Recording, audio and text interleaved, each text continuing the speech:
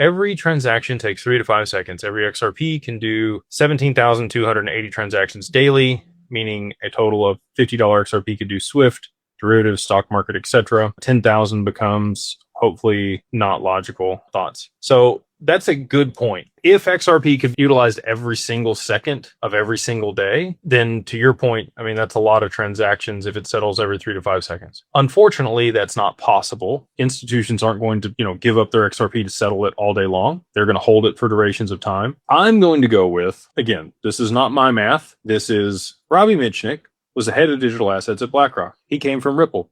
While he was at Ripple, he created a calculator that shows how XRP could get to $10,000. In his calculator, he actually had a metric or an input for how many times that XRP could be used per day. His limit in the calculator, Robbie Mitchnick, the guy that worked for BlackRock and Ripple, that built the calculator, was 10 times a day that an XRP could be used. That was the maximum number. How did he come to that number? I don't know. Okay. So that's far less than 17,280 times a day. Not to say that it can be used more than 10 times a day, but I think on average, the aggregate total of XRP will be used far less than 10 times a day. Somewhere between 3 and 5 times a day might be the maximum number of times that you would see the same XRP being used. And also, depending on how much XRP is available at any given time through the DEX to be able to settle all this stuff and what's on the open market, the supply could be constricted significantly if people wanted to hold it on their balance sheet. I think that certain entities and people participating with XRP would be advocates for locking it up. So the more times that XRP is used as collateral, maybe like for the derivatives market or a prime broker using it to back things, then there's not going to be a whole lot of XRP available. And some of it might be locked up in DeFi protocols or liquidity pools or AMMs or all these other mechanisms on the network that are going to provide liquidity for certain situations. So all that being said, I'm going to defer to Robbie Mitchnick.